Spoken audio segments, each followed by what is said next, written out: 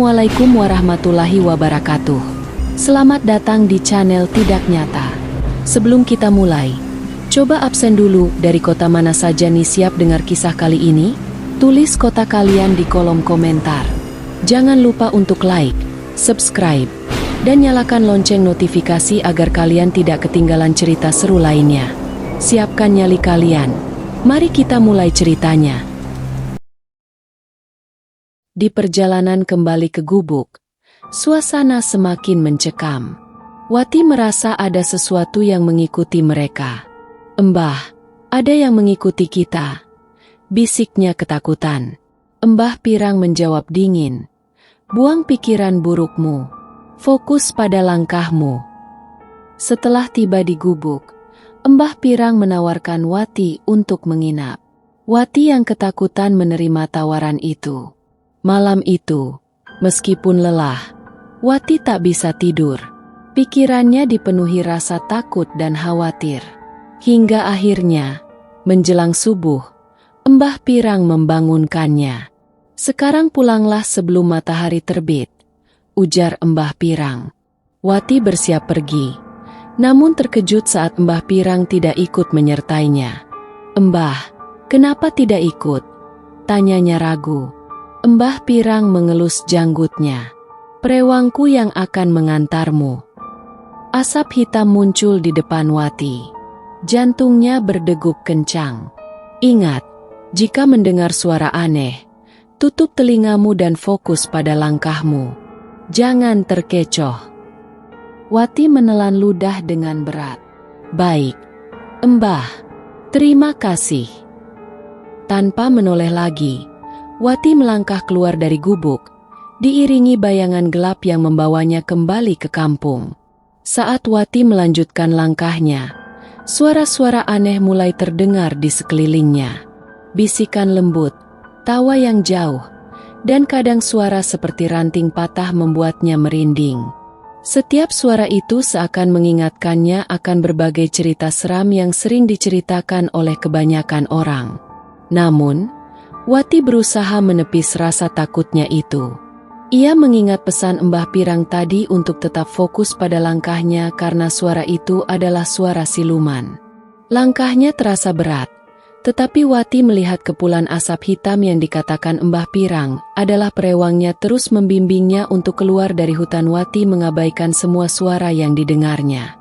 Ia berusaha mengalihkan perhatian dari suara-suara yang mengganggu dan menatap kepulan asap hitam yang perlahan menggeliat di depan. Asap itu tampak seperti jalan setapak yang mengundang, memberikan harapan di tengah kegelapan. Ketika ia melangkah lebih jauh, cahaya samar mulai muncul di ujung jalan. Wati merasa seolah ia sedang berjalan di antara dua dunia, dunia nyata dan dunia yang tidak terlihat. Ia bisa merasakan kehadiran Embah Pirang di sampingnya, meskipun sosok itu tidak terlihat oleh matanya. Rasa takut yang menyelinap di dalam hati kini telah sirna, karena cahaya terang di depan sana menjadi harapan bahwa ia akan segera keluar dari hutan yang mencekamkan itu. Dalam hati, Wati berjanji pada dirinya sendiri untuk tetap kuat dan tidak menoleh ke belakang sekalipun suara itu seperti sedang berbisik di telinganya. "Aku harus fokus agar segera sampai di rumah," ucapnya dalam hati, berusaha meneguhkan tekadnya. Asap hitam semakin memudar, dan Wati mulai merasakan kehangatan cahaya matahari yang lembut. Padahal ia meninggalkan gubuk Embah Pirang sebelum matahari terbit, tapi kini telah menampakkan cahaya keemasannya. Ia tahu, sebentar lagi ia akan segera sampai di perkampungan. Dan suara aneh-aneh yang sempat didengarnya itu kini sudah memudar. Setelah benar-benar hampir sampai perbatasan wilayah hutan dengan perkampungan, kepulan asap hitam yang mengantarkan Wati juga sudah memudar hilang tak berjejak. Namun sebelum Wati benar-benar memasuki perbatasan dua wilayah itu, mengucapkan kata terima kasih kepada kepulauan asap hitam yang telah mengantarkannya pulang meskipun tidak terlihat lagi. Akhirnya, dengan satu langkah terakhir, Wati melangkah keluar dari hutan melihat keramaian dari kejauhan. Suara-suara aneh sudah tidak didengarnya lagi, digantikan oleh suara kicauan burung yang sangat ribut. Wati menarik napas dalam-dalam, merasakan kelegaan mengalir dalam dirinya. Akhirnya sampai juga di sini. Wati melanjutkan langkahnya menuju ke rumah, merasa sedikit lebih tenang, lebih berani dari sebelumnya.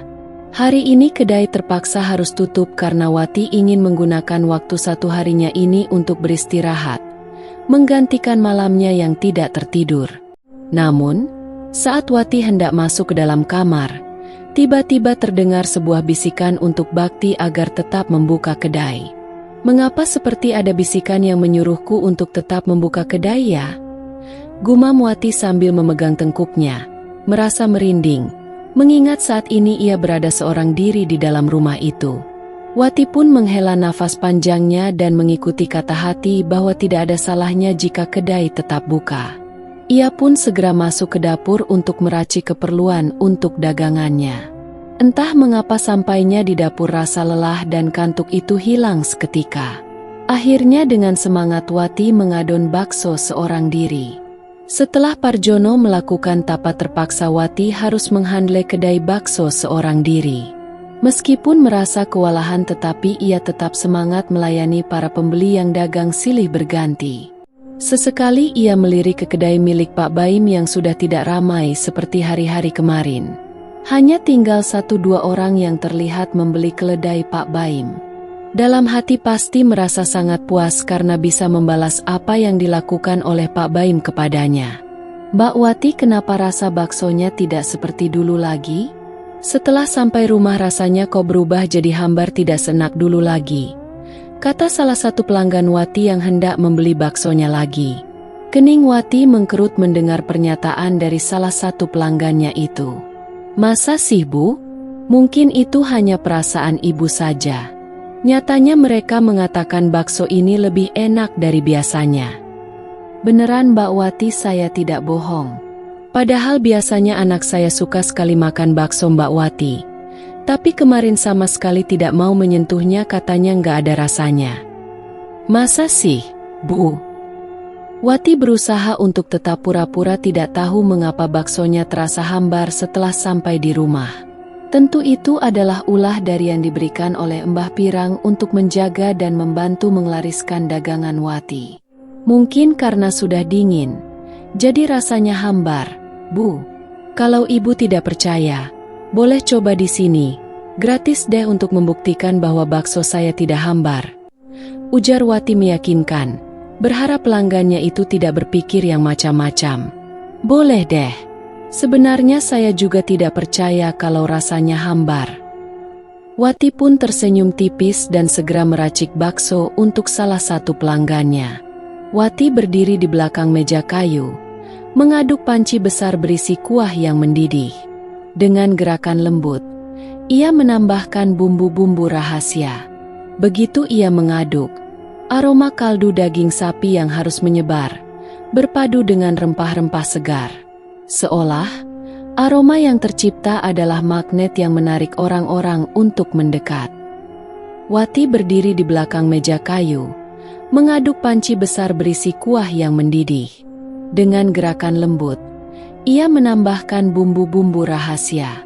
Begitu ia mengaduk, aroma kaldu daging sapi yang harus menyebar, berpadu dengan rempah-rempah segar. Seolah aroma yang tercipta adalah magnet yang menarik orang-orang untuk mendekat. Beberapa pejalan kaki yang awalnya terburu-buru, tiba-tiba melambatkan langkah mereka. Mereka saling melirik, terpesona oleh aroma menggoda yang keluar dari kedai milik Wati. Satu persatu, mereka berdatangan untuk menikmati bakso yang aromanya sangat menggoda itu. Namun, di balik keharuman yang memikat itu, tersembunyi sebuah rahasia.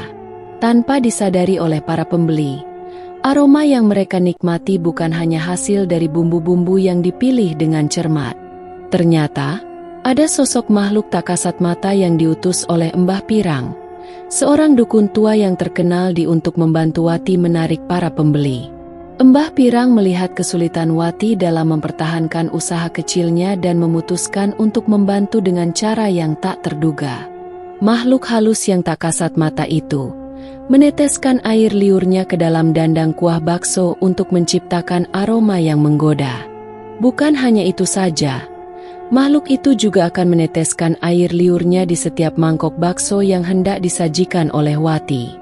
Setiap tetesan air liur itu membawa menciptakan rasa nikmat yang luar biasa, sehingga mampu membuat para pembeli akan kecanduan dengan bakso yang disajikan oleh Wati. Beberapa pejalan kaki yang awalnya terburu-buru, tiba-tiba melambatkan langkah mereka. Mereka saling melirik, terpesona oleh aroma menggoda yang keluar dari kedai milik Wati. Satu persatu, mereka berdatangan untuk menikmati bakso yang aromanya sangat menggoda itu. Namun, di balik keharuman yang memikat itu, tersembunyi sebuah rahasia. Tanpa disadari oleh para pembeli, aroma yang mereka nikmati bukan hanya hasil dari bumbu-bumbu yang dipilih dengan cermat. Ternyata, ada sosok makhluk tak kasat mata yang diutus oleh Mbah Pirang, seorang dukun tua yang terkenal untuk membantu Wati menarik para pembeli. Mbah Pirang melihat kesulitan Wati dalam mempertahankan usaha kecilnya dan memutuskan untuk membantu dengan cara yang tak terduga. Makhluk halus yang tak kasat mata itu meneteskan air liurnya ke dalam dandang kuah bakso untuk menciptakan aroma yang menggoda. Bukan hanya itu saja, makhluk itu juga akan meneteskan air liurnya di setiap mangkok bakso yang hendak disajikan oleh Wati.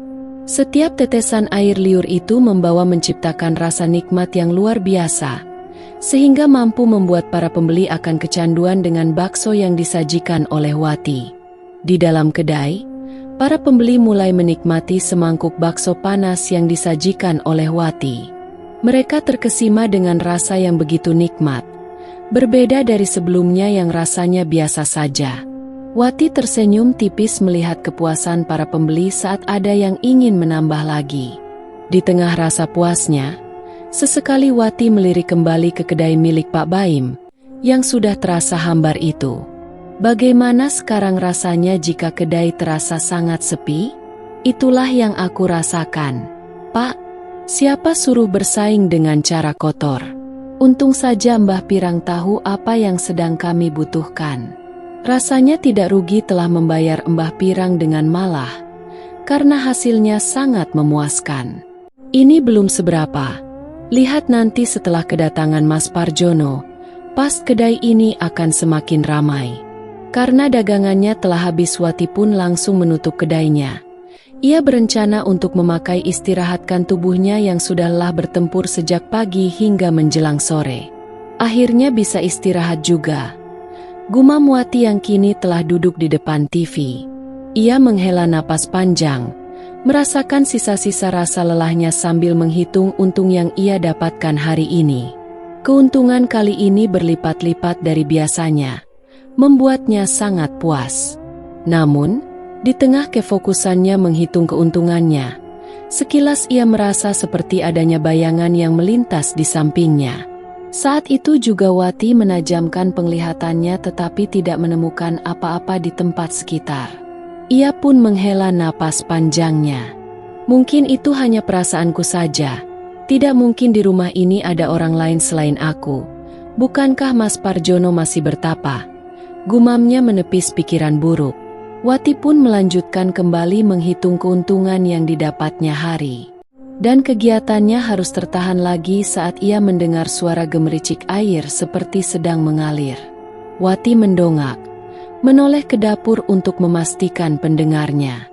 Apakah keran belum aku matikan? Wati bertanya-tanya pada diri sendiri.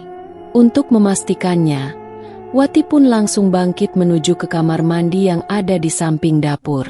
Namun, sesampainya di kamar mandi, tidak apa-apa. Tidak ada keran air yang berjalan. Sepertinya aku kelelahan, sehingga pikiranku kemana-mana. Wati pun memutuskan untuk kembali ke ruang tengah. Di luar sana, bulan purnama bersinar terang, memancarkan cahaya keemasan yang menerangi setiap sudut malam. Angin bertiup sepau-sepau, membawa aroma segar dari dedaunan dan bunga-bunga yang mekar. Namun, di balik keindahan malam itu, suasana terasa mencekam. Suara burung hantu yang melengking dari atas pohon di depan rumah Wati menggema, seolah menandakan ada sesuatu yang tidak beres. Wati, yang awalnya ingin beristirahat lebih cepat, memutuskan untuk duduk di teras, mencari angin sebelum ia tidur. Ia duduk di teras, membiarkan cahaya bulan menyentuh wajahnya. Namun setiap lengkingan burung hantu membuatnya merinding. Bulu kuduknya berdiri, dan jantungnya berdegup lebih cepat. Astaga, pertanda apa ini? Semoga Mas Jono baik-baik saja. Gumamnya pelan sambil menatap ke langit malam. Perlahan, Wati berusaha menenangkan diri. Ia mengambil napas dalam-dalam, mencoba meyakinkan dirinya bahwa suara itu hanyalah burung hantu, makhluk malam yang sudah biasa mengeluarkan suaranya. Namun, ketakutan itu seolah menggerogoti pikirannya. Tiba-tiba ia teringat kepada suami yang sedang bertapa di goa seorang diri. Apakah saat ini suaminya baik-baik saja atau telah terjadi sesuatu hal yang buruk mengingat sudah sejak kemarin suaminya tidak makan dan tidak minum? Dadanya berdebar tidak karuan, memikirkan keadaan suaminya. Semoga saja tidak terjadi sesuatu hal buruk kepada Mas Jono dan ia bisa menyelesaikan tapanya dengan sempurna. Wati menatap langit, berharap melihat bintang malam yang biasanya bersinar cerah. Namun, malam ini, awan gelap berkumpul, menutupi cahaya bintang. Hanya bulan terang yang terlihat, seolah menjadi saksi bisu dari ketakutannya. Setiap kali burung hantu itu bersuara, rasa takutnya semakin menguat. Ia teringat cerita-cerita lama tentang burung hantu yang dianggap pembawa petaka, dan semakin dalam ia terbenam dalam pikirannya, semakin sulit ia untuk mengusir rasa cemas yang menggelayuti hatinya. Wati beranjak berdiri, berusaha mengalihkan perhatian dari suara itu. Ia masuk ke dalam rumah dan menyalakan lampu, mengisi ruang dengan cahaya hangat. Namun, bayangan malam yang masih terasa mencekam seperti sedang mengikutinya. Ia mengambil secangkir teh hangat dan duduk di meja makan, berusaha meresapi aroma dan rasa teh yang menenangkan. Namun, meski teh itu hangat dan menyejukkan, ketakutannya tidak juga sirna. Di luar, burung hantu terus melengking, mengisi keheningan malam yang seakan semakin pekat. Wati mengalihkan pandangannya ke jendela, melihat bayangan pohon yang bergoyang diterpa angin. Suasana di luar tampak menakutkan, seolah ada mata-mata yang mengawasinya dari kegelapan. Ia berpikir untuk menutup tirai, tetapi pikirannya dipenuhi rasa takut, sehingga memilih untuk membiarkan. Wati pun akhirnya memutuskan pergi ke kamar untuk tidur agar pikiran yang tidak semakin kemana-mana. Dan tidak terasa pagi telah kembali menyapa. Matahari baru saja menampakkan sinarnya yang lembut, menyusup di antara dedaunan pohon mangga depan rumah Wati. Suara burung berkicau menjadi alarm alami yang membangunkan Wati dari tidurnya. Ia menguap sejenak, lalu segera beranjak dari tempat tidur, menyibak selimut dan melangkah ke kamar mandi. Setelah bersiap, ia menuju dapur, di mana ia mengecek daftar belanjaan yang sudah disiapkan sejak semalam. Seperti biasa, Wati harus pergi ke pasar untuk membeli bahan-bahan segar yang dibutuhkannya untuk usaha bakso yang ia jalani. Dengan langkah cepat, Wati menyusuri jalan setapak menuju pasar. Udara pagi masih segar, dan Wati menikmati setiap detiknya. Sesampainya di pasar, suasana ramai sudah menyambutnya.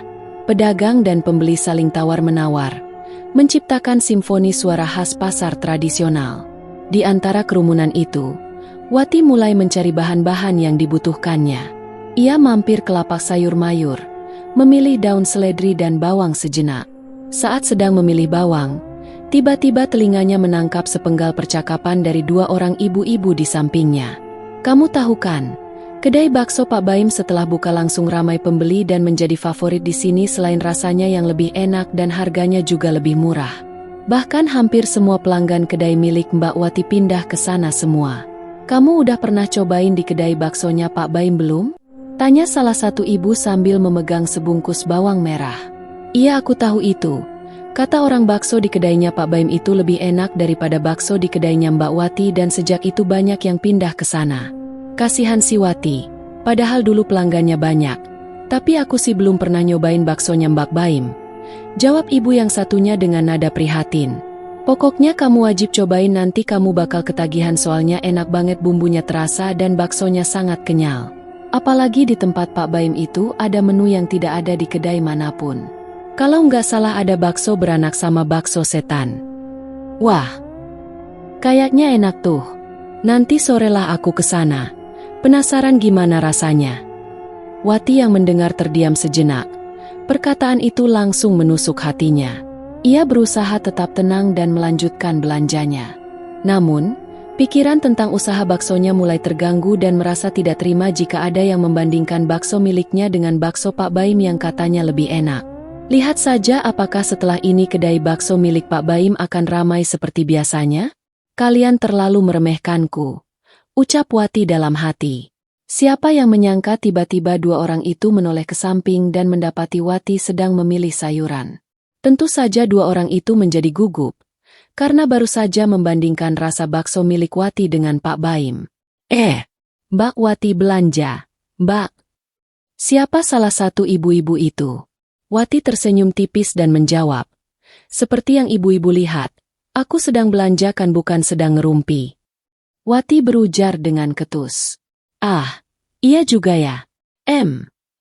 Kalau begitu kami duluan ya Mbak Wati. Wati sengaja tidak memberikan jawaban apa-apa, karena hatinya dilanda dengan kobaran api yang memuncak saat mendengar jika bakso milik Pak Baim lebih enak daripada bakso miliknya. Namun, mengingat saat ini ada makhluk penjaga di kedainya, Wati segera meredamkan gejolak hatinya. Membiarkan orang berkata apa yang paling penting, bakso di tempatnya akan selalu ramai hingga membuat kedai Pak Baim gulung tikar. Apakah aku juga harus menciptakan menu baru? Ya. Sepertinya memang begitu. Aku harus menciptakan jenis bakso beranak dan juga bakso setan yang lebih menantang lagi agar semua pelanggan kedai Pak Baim habis tidak bersisa lagi.